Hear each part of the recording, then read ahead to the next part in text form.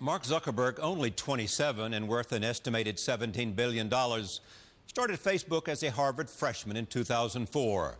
He, like Bill Gates and Steve Jobs before him, dropped out of college to make his company. In 2010, he was Time Magazine's Person of the Year. Sheryl Sandberg, married and the mother of two, came from a different place. She was a hugely successful Google executive after serving as chief of staff for the Secretary of the Treasury. She is a graduate of Harvard University and the Harvard Business School. She was recently named among the 50 most powerful women in business by Fortune magazine. Mark recruited her from Google in 2008. I was at Google at the time. So did you think at that moment, well, maybe this is something special? A few people who I really respect had pointed Sheryl out as someone who could be a really good partner for me at Facebook.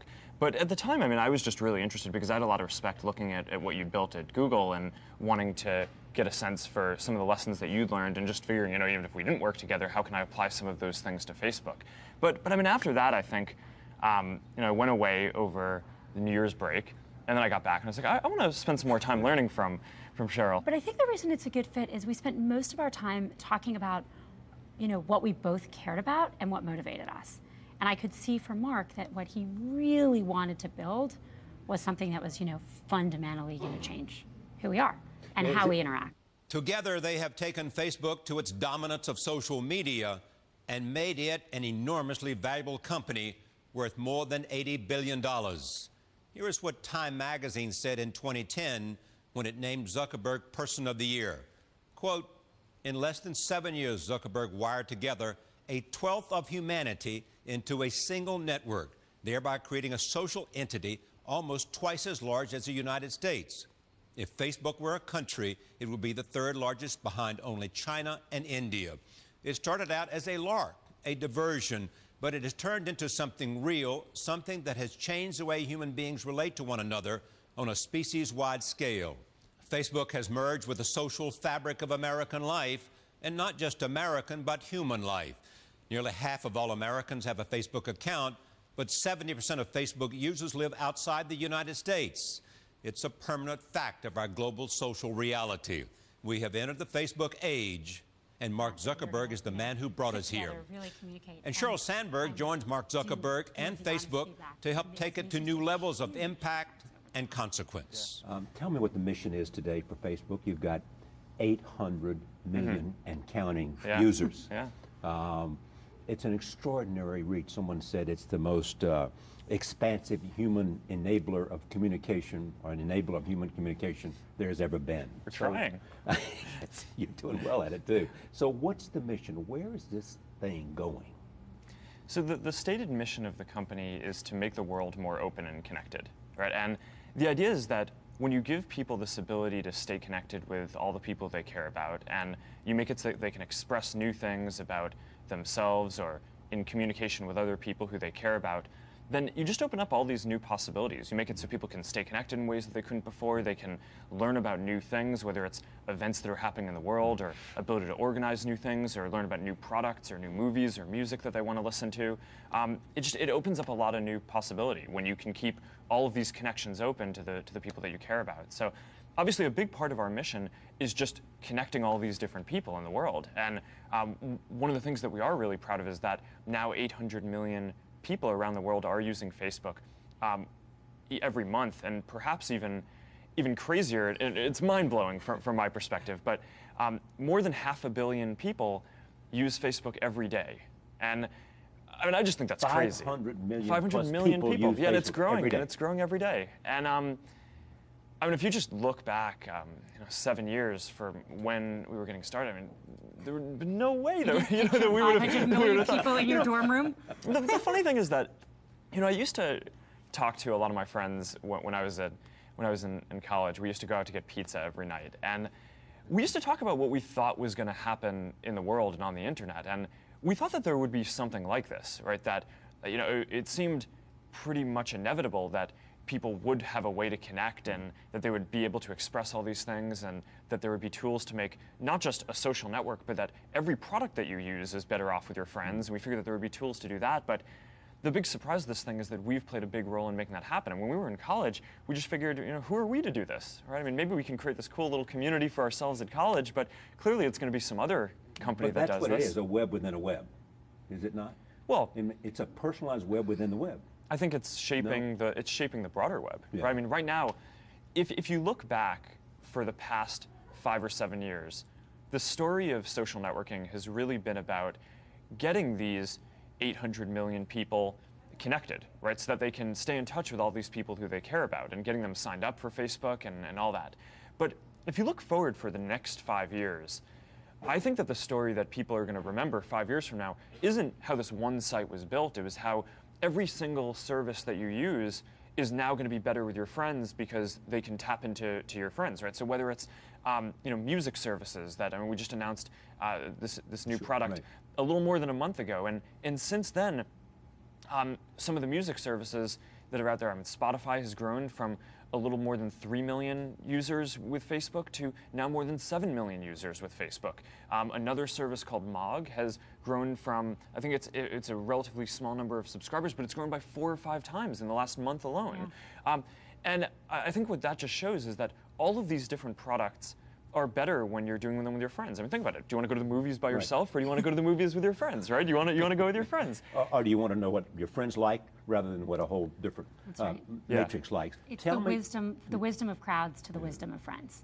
From the wisdom of crowds being, so that's Google versus Facebook right there. I don't think it's Google versus Facebook. I think it represents wisdom of crowds versus the wisdom of friends. Well, I think the wisdom of crowds applies not just to Google, but to a phase of the web, which was about information and about links. Yeah. And it was a lot of wonderful things, mostly based on anonymity and links between the crowds. What does the crowd think? What is the best thing?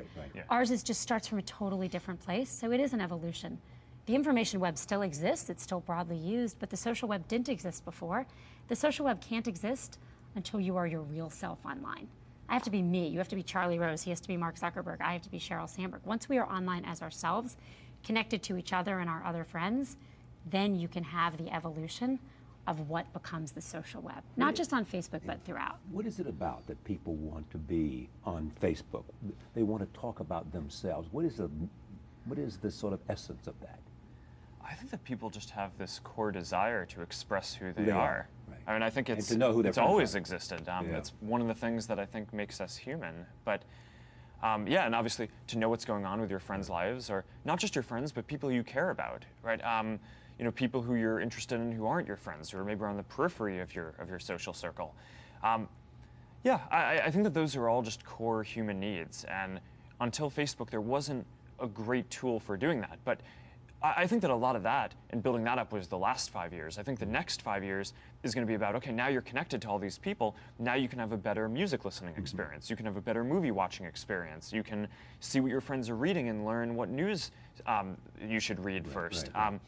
All of these things I think are gonna get better, and that's the thing that I'm most excited about for the next 5 years. And if we do well, I think 5 years from now, people are really going to look back and say, wow, over the last 5 years, all these products have now gotten better because I'm not doing this stuff alone, I'm doing it with my friends. And it's personal.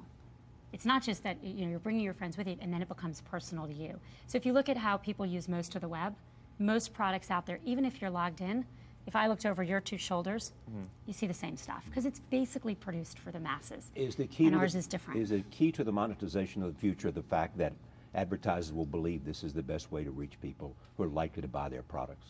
So marketers have always wanted, personal relationships with consumers, or relationships where consumers do 2 things. Consumers buy their products and consumers tell their friends that they buy their products. Marketers have always been looking for that person who's not just going to buy, but spread the word to their friends.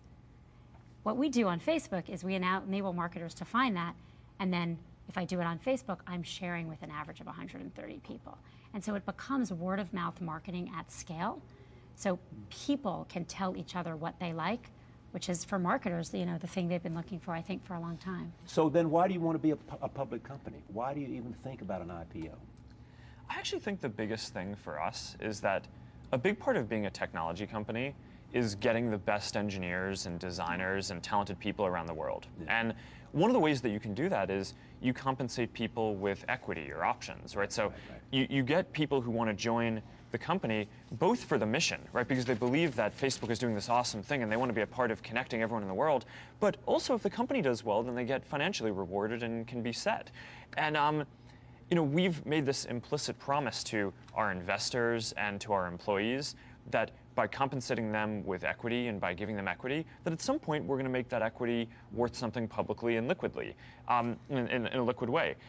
And now the promise isn't that we're going to do it on any kind of short-term time horizon. I mean, the promise is that we're going to build this company so that it's great over the long term, right? And that we're always making these decisions for the long term. And but at some point we'll do that. For your yeah, well, whether it's a dividend here. or not, they'll be able to trade their equity for money. And that's something that we take seriously as a responsibility of running the company. And we just care deeply about all the employees and the investors who've been there with us. Has the Groupon experience and has other things changed your sense of the timing of an IPO? I don't think so. Really. No. You'll go when what? When will you decide? When we're ready. No, but what will tell you it makes sense? I don't know. It's a good question. Yeah. But you'll just know. I mean, yeah. It's honestly, it's not something I spend a lot of time on a day-to-day basis thinking about now. How do you measure the impact that we now believe social media play in the Arab Spring? I mean, obviously you had to be interested in that because it had a reality and it changed governments.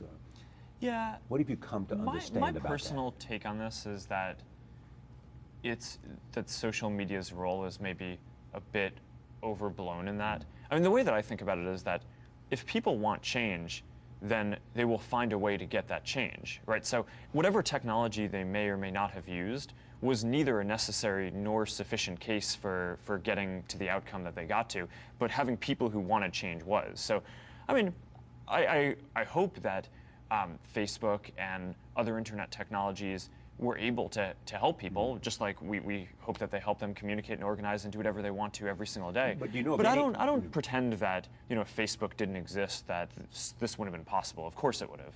Yeah, but it was certainly accelerated. And do you know of any effort in terms of where governments, because of that, are trying to shut down Facebook in terms of access? I mean, there are examples intermittently throughout the world all the time, but and there are places we're not available as well. China's obviously the big one. We're That's a big question, not broadly available. Yeah. Yeah. So how do you see that going into China? Because and if in fact it requires some sense of censorship, does that make it a don't go? You know, if your mission is to connect the entire world for all the reasons we've been talking about, you can't connect the whole world and not China. Right. That's not something we're working on or focused on right now because it's not a decision we have to make. So you're correct that when and if we go into China, 1.5 billion people. Well, we'll have issues, but since for right now we're not available and we don't have an immediate path to become available, these are not policy decisions we have to make. So it's not on the immediate horizon to go into China. Horizon. And the reason is, though, is it because of what happened to Google? So it's not really our choice. It's the government's choice. You know, we're not available because they've chosen because to they make acted us a certain not way. available. You've chosen not to go there. They're not. No, it's Yeah. I mean, and then at some point, I think there would be some discussion around what it would take to go there, and then we'd at that point have to figure out whether we were willing to do that. But honestly, the way that we look at it now is there's so many other places in the world where we can connect more people more easily without having to face those hard questions that, and I think a simple rule in business is if you do the things that are easier first, then you can actually make a lot of progress, right? And I assume, you know, we talk about running Facebook for the long term, and over the decades in which we hope to run and build Facebook to be a great company, I would imagine that this will be a question that we have to answer. But I mean, right now, there's still so much room for growth in a lot of other countries that it's just not the top thing that we're worried about right now. To achieve your objectives that you want to do, the expansion, the connection, the advertising revenue, how important and where do you put making sure that Facebook gets more of the best engineers than anybody else, regardless of where you have first, to steal second, them? and third. That's 1, 2, 3. Yeah. But it's really important. Steal is not really. Attract. We attract them. If you go to Google and you ask about you, they say steal. Attract. He brought you from Google and you brought other people from Google. He attracted me from Google. I attracted, I wanted to. But it's, hiring engineers is Do you think Larry would believe it was attraction or theft. Well, people are not property in the United States, so I'm fairly certain he would say. But you're getting at a really important question, which is engineering talent in this country. Yeah. Yes. Which there is not enough of.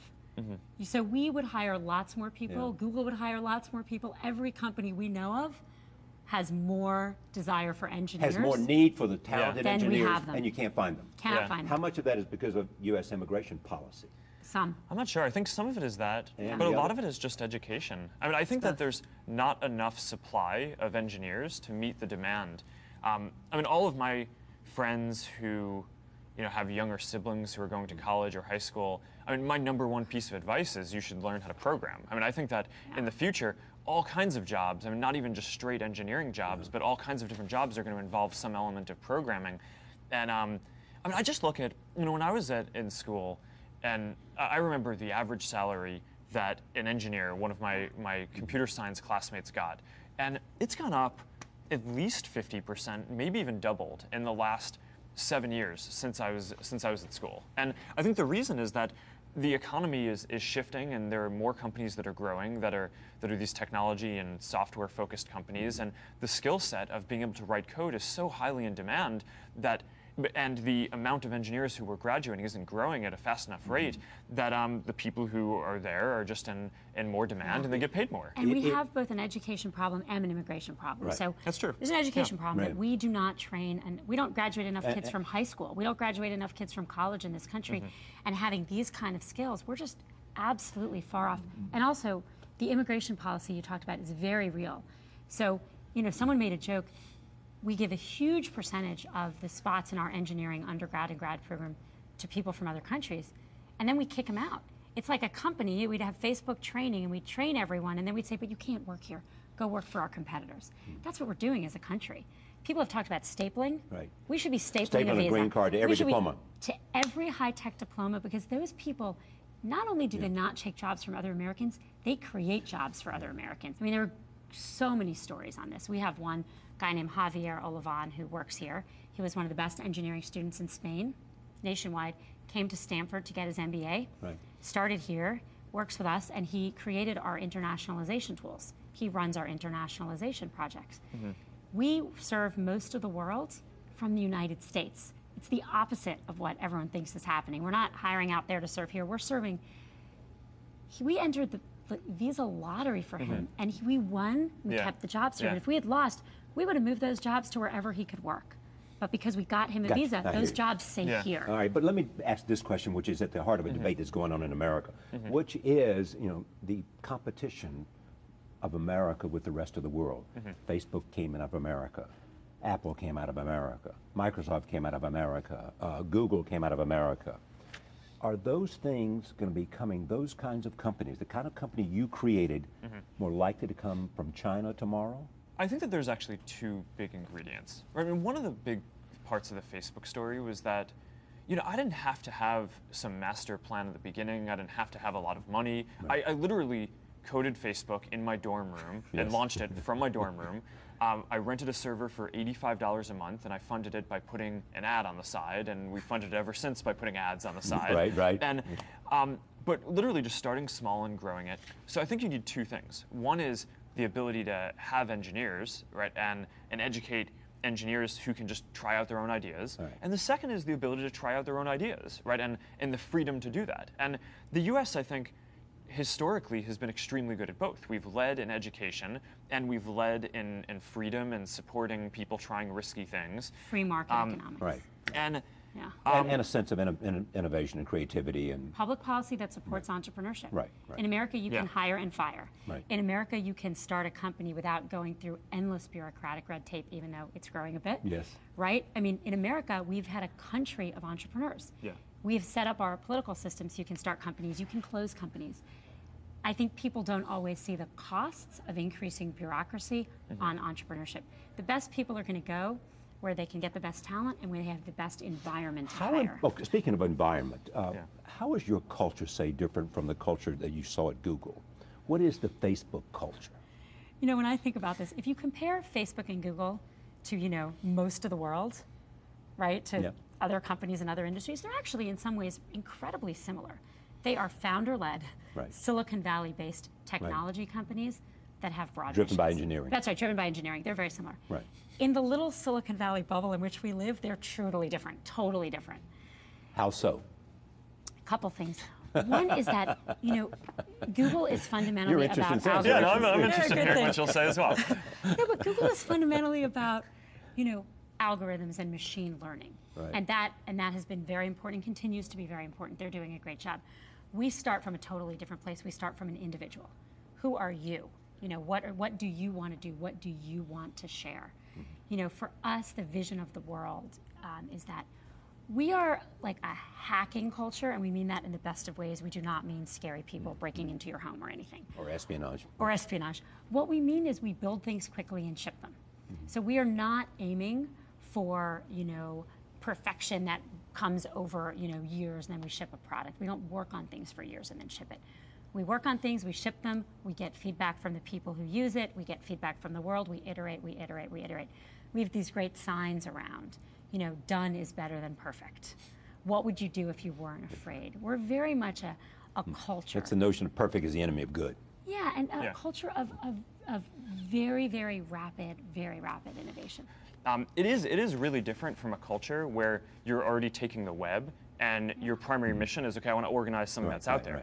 Right. We have this culture where we place a really big premium on moving quickly, right? And one of the big theories that I had about that was that all technology companies, and probably all companies, just slow down dramatically as they grow. But if we can focus at every step along the way and moving quicker, then maybe when we're around 2,500 or 3,000 people now, maybe we move as quickly as a company that only has 500 people, right? Because we've invested so much in building up the infrastructure and tools, and also the culture that tells people to take risks and try things out. And I just think that ability to build stuff quicker will be a big advantage for us and will help us build better products over the long term.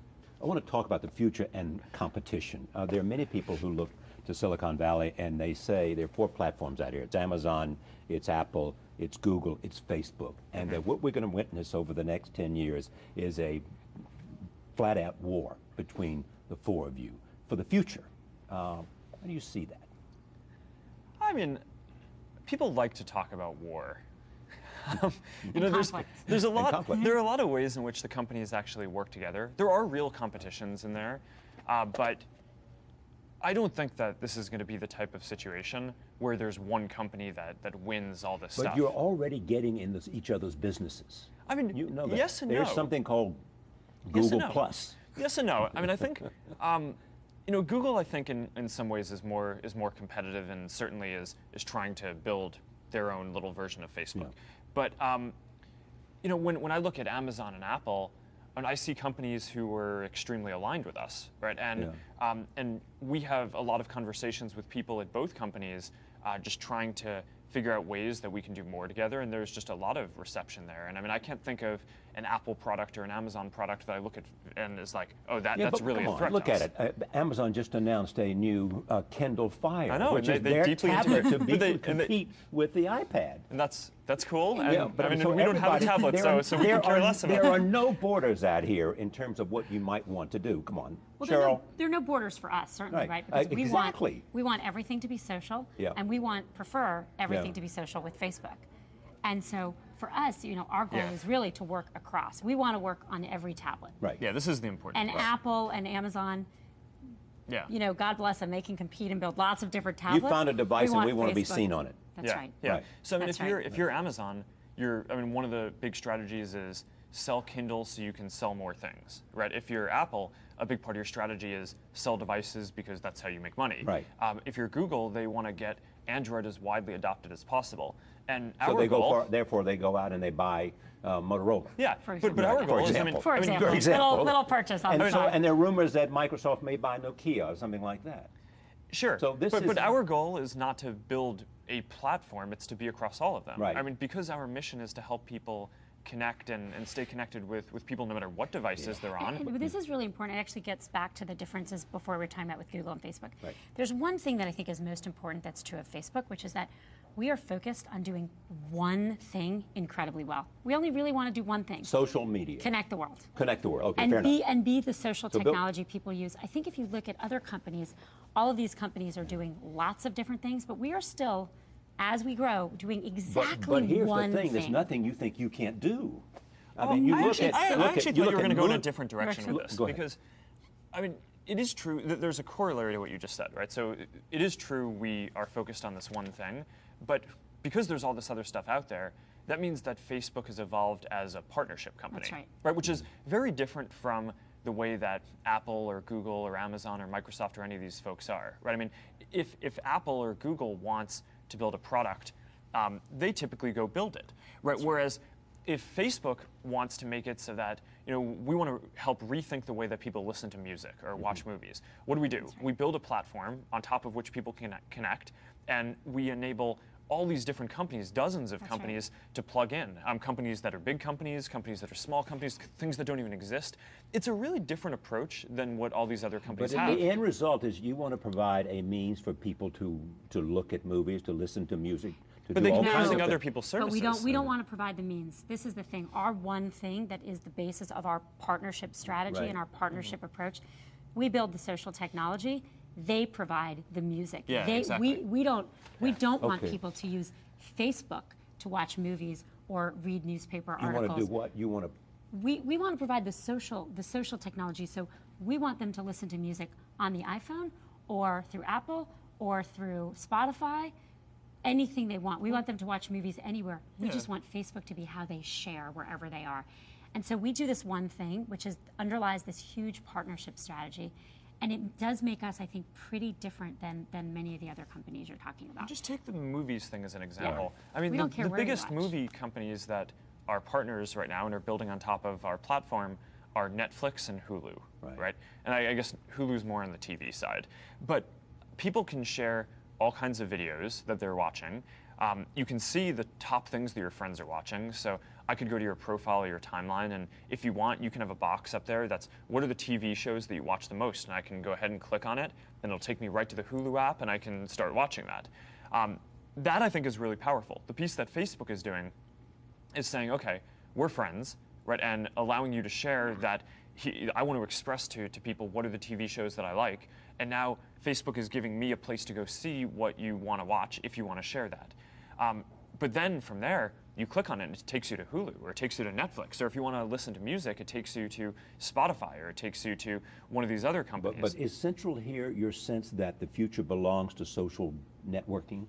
That's I think the that future? a big piece of it is. Finish that. But It's not everything. I mean, if you think about it, in your own life, right, with all the things that you do, how many of the things that you do are better when you're doing them with other people or with your friends? Probably a lot, right? Not everything, but a big piece of that. Almost everything. And I think that we can help power that, but for all of those things, then some of them we're going to build ourselves, right? So the core experience where I can go learn stuff about you, right, based on what you've shared, we're going to build that piece, right? The core piece where you can see all of the stuff that's going on with all your friends that they wanted to share. We'll build that piece. But the piece where you go to try to consume a specific type of content, right? I want to see what news my friends are reading.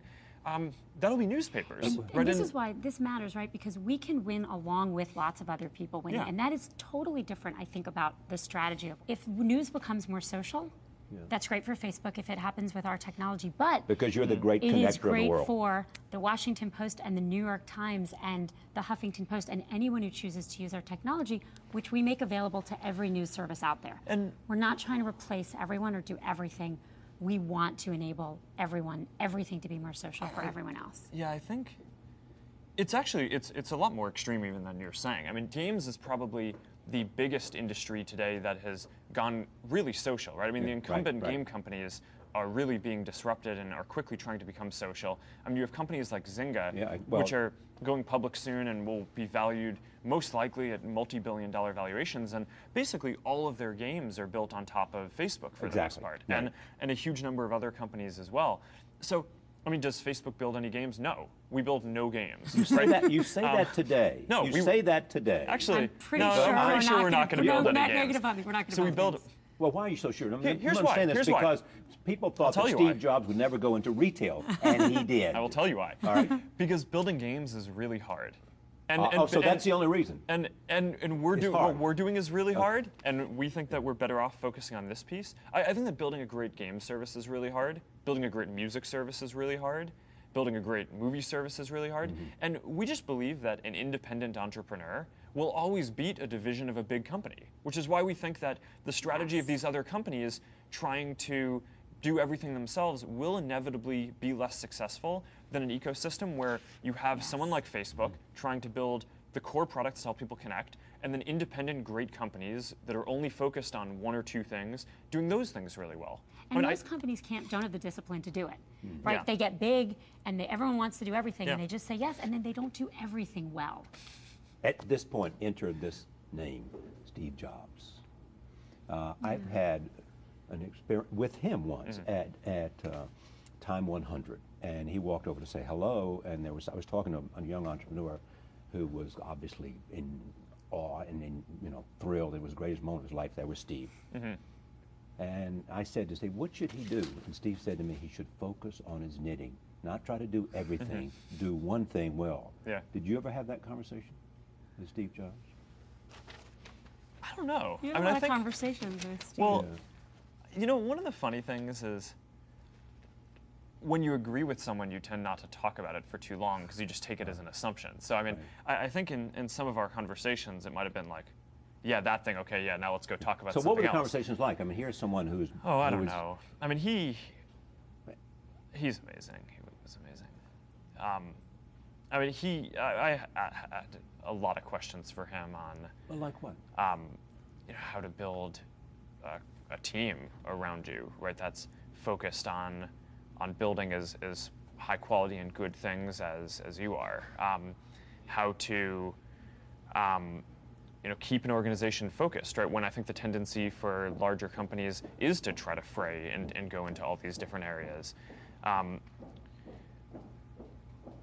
Yeah, I mean, a lot just on the aesthetics and kind of mission orientation of companies. I mean, Apple is a company that is so focused on just building products that for their customers and their users. And that's like it's such a deep part of their mission is build these beautiful products for their users. And I think we connected a lot on this level of, okay, Facebook has this mission that's really more than just trying to build a company, right? That has like a market cap or a value. It's like we're trying to do this thing in the world. And I don't know, a lot of it, I just think we connected on that level. Did he ever suggest that Apple might buy Facebook? No, I don't think it ever really got there. I mean, nor would I have wanted to sell it. And I remember talking to him. And I think he would have known that. Yeah, and I talked to him too about this, and like I think about what? About the buying? I think he would have. I think he understood Mark enough to know that Mark didn't want to sell his company because he wouldn't want to. Did sell he raise a question with you? No, but I think he, having talked to him about Facebook and Apple, he didn't raise it, but I don't think he would have because he would have understood that about Mark. Actually, I mean, I think that there was. He wouldn't have wanted to sell his company. Did he ever then do the? Go ahead, you say. I mean, there's this quote I think in the book that just came out about him, where I mean, Walt it's Isaacson book. Yeah, I mean, it's and I took it as this amazing compliment. I mean, he said, I admire Facebook because they don't want to sell out. Right. So, I actually think that's one of the ways in which we saw eye to eye on kind of what we were trying to do in the world, and I just think because of that, it probably just wouldn't have come up. You've had, I mean, Microsoft owns a piece of Facebook.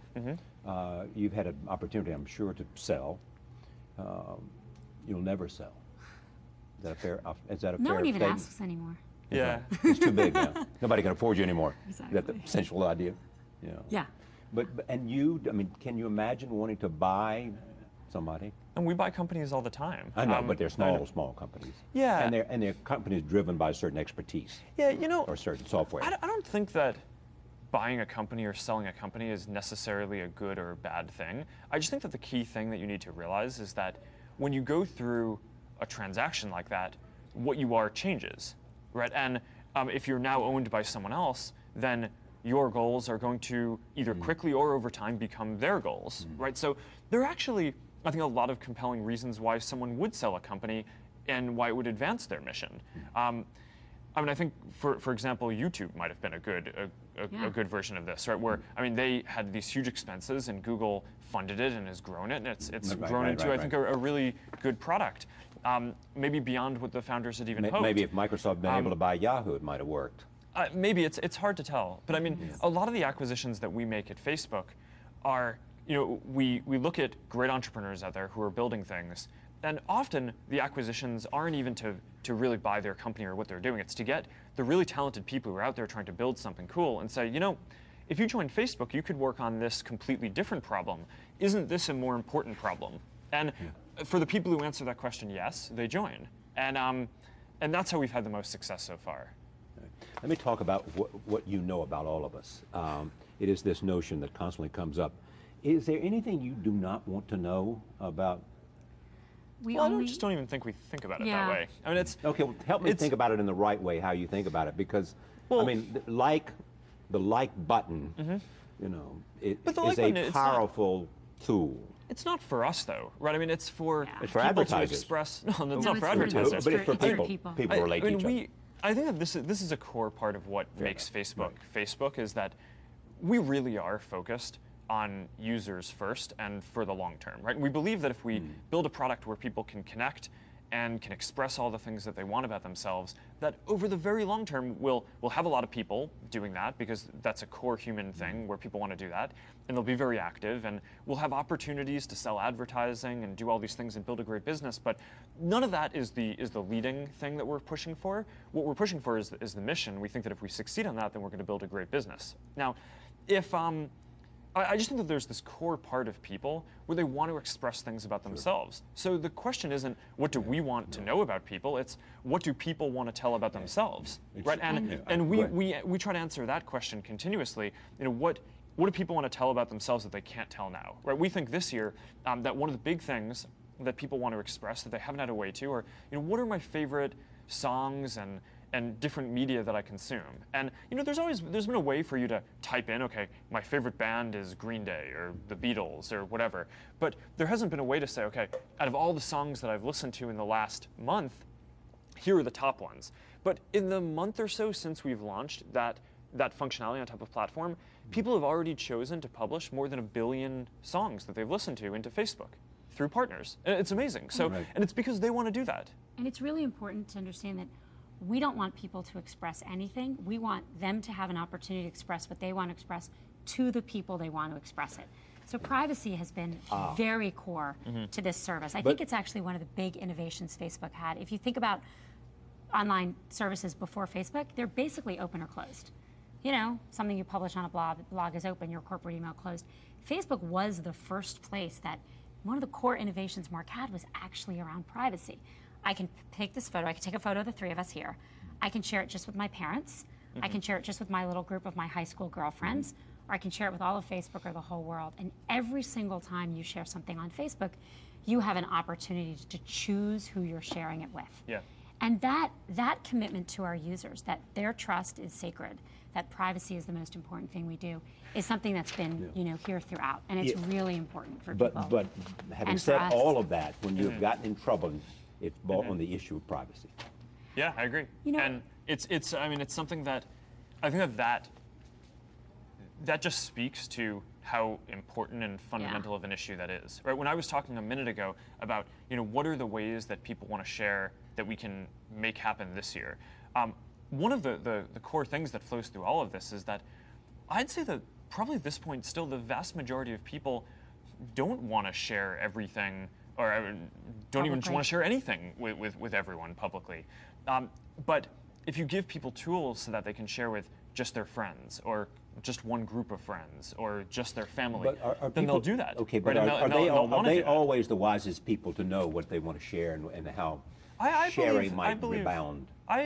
I believe that they are. I mean, I think that you trust the judgment of most people to know who they want to share. Yeah, and I think that people go through a learning process too, where maybe when social networks were first ramping up on the web, some people shared a few things too broadly, but I think that that's part of the reason why I think Facebook has grown, is I think Facebook largely existed after that, the Friendster and the MySpace phase of the social web, and at a point where people were already sophisticated enough to realize, hey, I want to share different things with different people. I'm going to use these privacy controls that Facebook has given me, that Facebook is really the first company that has built these controls, so that you can share things with just your friends, or I can share vacation photos from my family vacation with just my family if I want, or I can do all these different things. And I think that that's one of the big enablers on the service. And it's something we continue to evolve. So control is what matters here. People want control. They want to share what they want with who they want. And as long as we roll out products, we continue on the control. So for example, we've already unveiled, Mark unveiled a number of weeks ago, in the next bunch of weeks we're making our timeline, our new profile, available to everyone. What is that? So right now you have a profile, yes, and the timeline is a more visual representation of who you are and includes further back in your life, not just when Facebook started, but further back. So I've actually spent the last week uploading childhood pictures, but here's what matters. I can go back and change the privacy controls on something I've already.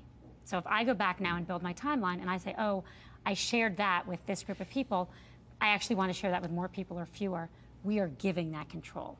So what matters as people learn is that they have the controls they need to share with who they want. And that's something we are continually But there are also these stories that you read about in terms of when somebody has something on their Facebook page that somebody got access to, and therefore they didn't get hired. Something did not happen that might have happened because they were silly enough or somehow to put something on their Facebook page that rebounded to their detriment. And people make cell phone calls that rebound to their detriment. Or emailed as well. I mean, email as well, or they put something bad on their resume. It's not that people don't make mistakes, but the information you put on Facebook is only available to employers if you've shared it to those people, if you've shared it openly. But once it's there, and there's a responsibility individuals have. Certainly, we want to teach people, and people want to teach people to share the things they want to share. I think that if you look at the history of technology, what you always find is that every new technology brings unbelievable opportunities for advancement and living our lives differently. And it's also scary. I mean, one of my favorite stories on this is caller ID. So when caller ID was rolled out, and I'm actually old enough to remember this, unlike my friend over here. No, I had caller ID. Do you remember before caller ID? Yeah. Oh, that's good. Normally, you don't remember before caller ID. No, he says he does. I remember before everyone had it. So maybe it was all right, that kind of sort of counts. But when caller ID came out, there was a big privacy uproar. People thought it was a violation of the caller's privacy that their number would show. Right. There was talk of legislation. There was talk of states banning it. They were talking a way you could avoid it being seen. And way you could avoid it being seen because it was considered. I don't know anyone who answers a call that doesn't have caller ID now because it's not considered a violation of that privacy. It's considered my right to know who's calling me. Otherwise, why would I answer? And so, yes, when you are an early leader like we are in technology, there is always concern, and you're going to continue to your concern. You know why I have caller ID? Because when I'm calling people, I want them to know it's me calling. Because rather than unknown, because I feel that they're more likely to answer my call if they know it's me. But that is something that caller ID is widely accepted. Right. It was a privacy uproar at its time. Okay, but tell me where the boundaries are about privacy that you think that we ought to take note of at this moment, because the privacy question most frequently comes back to Facebook. Well, here's the way that I think about it. I think it's really about control, right? People have things that they want to share with maybe a single person or a small group, and they have things that they'd want to share more broadly. And the real question for me is, do people have the tools that they need in order to make those decisions well? And I think that it's actually really important that Facebook continually makes it easier and easier to make those decisions, because the demographics of people who are using Facebook are changing as well, right? And we started off with these people in college, right, who use computers every single day, and now, as we're up to 800 million plus users, we have people using the site who it's one of the only things that they do on a computer, and maybe they're not computer savvy, right, or they don't want to spend a lot of time trying to figure out privacy controls. So what we've done in the last year is we've made it so that anytime you go to share anything, the privacy control is now right there, and it says exactly who you're going to share with. If you're going to be sharing publicly, there's a little globe, and it says the word public. And if you're going to be sharing with friends, there's this icon of a few people, and it says the word friends, and you can just click, and you can change that really easily every time you post anything. And back when we were getting started 7 years ago, I don't know if that was necessary, because the college students and early adopter type folks just had this intuitive understanding of how the service worked. But now, I just think that the boundaries, it's getting more and more important to be increasingly clear and give people those controls. And that's what we're trying to do. And I don't think we're at the end. I think we're going to need to keep on making it easier and easier. But that's our mission, right? I mean, we have to do that because if people feel like they don't have control over how they're sharing things, then we're failing them. I mean, we're making it so they can't share a lot of the stuff that they want to. I think it is the case that people talk about Facebook and privacy a lot, and I think it will continue to be the case, but it's because we lead in this area, meaning that we are the most privacy-focused place for anyone to share anything. Well, no, it's because you have more information about everybody than anybody else. Elliot Schrage has this great story. He works here and runs a good chunk of the company. He says there's this old joke where, the man loses his keys and he's looking for the keys under the lamppost. And someone says, well, why are you looking under the light? They're clearly not here. He's like, well, this is the only place I can see. If I go over there, we are focused on privacy. We care the most about privacy. Our business model is by far the most privacy friendly to consumers, and we talk about it the most. And I think we're the light. We're the light. We are the transparent place where people can understand. And I think you will continue to see conversations about Facebook and privacy, but it's because we lead and we care so much about it. I think it's worth explaining this a bit more, though. I mean, when you're saying that we're the light, it's because, sure, people have a lot of information on Facebook, but that's information that they've put into the service. If you look at companies, whether it's Google or Yahoo or Microsoft, that have search engines and ad networks, they also have a huge amount of information about you. It's just that they're collecting that about you behind your back, really. So and it's like you're going around the web, and they have cookies, and they're collecting this huge amount of information about who you are. But you never know that. And I mean, some of these companies make an effort to give you a page where. But do you find that a bit scary? Well, I think it's just less transparent than what's happening on Facebook. It's the dark. Right, so on Facebook, if someone wants to target, say, okay, I want to advertise, like I'm a band and I'm coming to the Bay Area. I'm going to advertise to people who like a band, and they're going to, those people only see that if they've put in that they like that band. Right. On those other services, you can still do that kind of advertising, but you're going to find people based on what they've browsed around on the web, and the people have little or no control over the information that a company like Google or Yahoo or Microsoft has about you. And I don't know, I think that some of those companies have made an effort to give people a page that they can go see all the information that the company has about them. But I mean, very few people are actually going to go do that. So in reality, I think that these companies with those big ad networks are basically getting away with collecting huge amounts of information, likely way more information than people are sharing on Facebook about themselves. But I think because people can see how much information people are sharing about themselves on Facebook, it appears scarier. But in reality, you have control over every single thing that you've shared on Facebook. You can take it down. It's in front of you every single day. If you take it down, you say, look, enough, gone. Yeah. It's gone. And what happens if you die? What happens then? If they let us know, we memorialize the page. If a family member lets us know that someone has deceased, so anybody wants to take it down and erase forever. Yeah, you can erase forever. Now, it's not perfect in the sense of if I put something up, I can take it down, it's gone. But if I've shared it and someone's reshared it, it won't go down. It's out there, and that's one of the things. But it really is the point that the only things Facebook knows about you are things you've done and told us. It is self-reported. But the genius of Facebook is that it has the possibility of sending it out like nothing else to more places. Facebook never sends any information out about anyone. I understand that, but it goes out because Facebook has a system that allows that. Yeah, because Facebook allows other people to share things. Exactly right. Yeah. That's right. Yeah. Is technology a place that women can find the kind of opportunity that you want them to find? And does it need mentoring and all kinds of other things that people like Sheryl Sandberg can deliver? Look, I think the issue of women in the economy and the country is a huge one. It's something that I care passionately about, and Mark cares passionately about, and has helped me too. We have basically a stalled revolution for women. Women became 50% of the college graduates in this country in 1981, and then made steady progress. More college degrees, more graduate degrees, more manager positions. And we're still making progress. Over the last 10 years, women have stalled out at the top. Women in corporate America have 15 to 16% of the board seats and of the kind of C-ish level, the high-level jobs, and that has not moved in 10 years. Oh, it's probably longer than we have time for, a lot of reasons, but I really think we need more women to lean into their careers and to be really dedicated to staying in the workforce. I think the achievement gap is caused by a lot of things. It's caused by institutional barriers and all kinds of stuff. But there's also a really big ambition gap. If you survey men and women in college today in this country, the men are more ambitious than the women.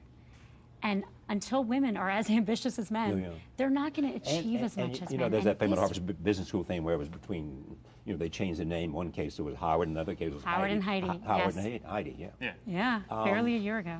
So what does it mean to be Mark Zuckerberg today in terms of what the revolution, in terms of the attention? I mean, in a sense of how you adjust and how you assimilate and how you, in a sense, you know, make sure that you are in command of it and it's not in command of you.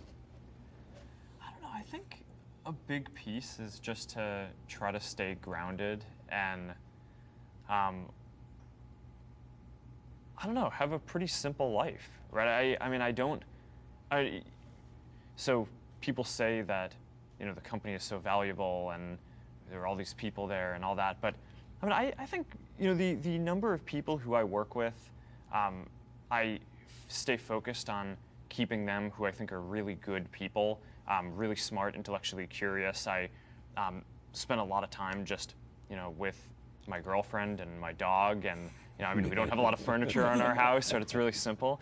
And we're trying to build products for everyone in the world, right? And you don't want to get isolated to do that.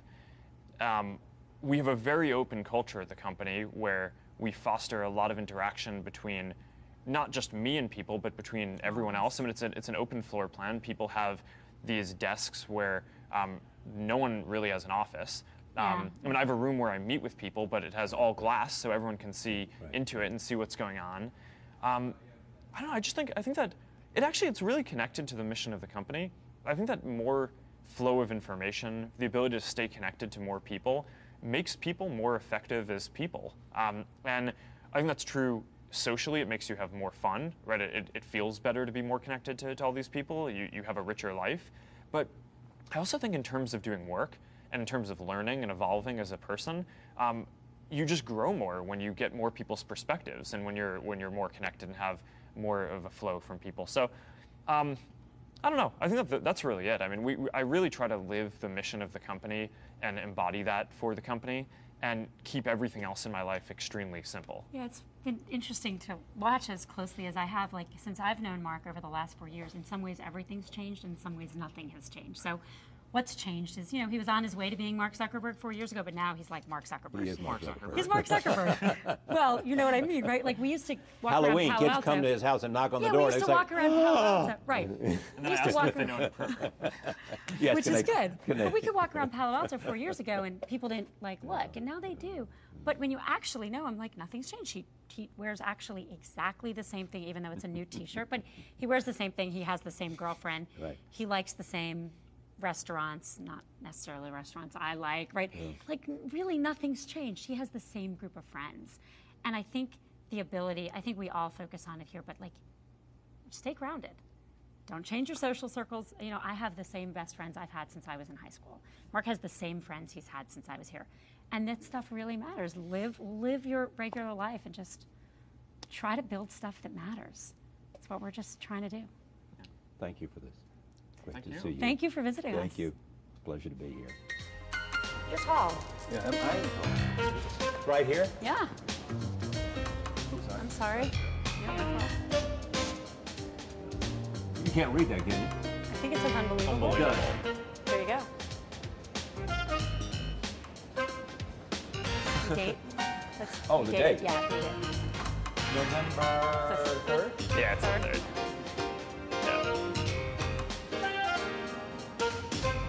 Nobody else could do this. Thank you. What a great honor. My God, thank you. Thank you.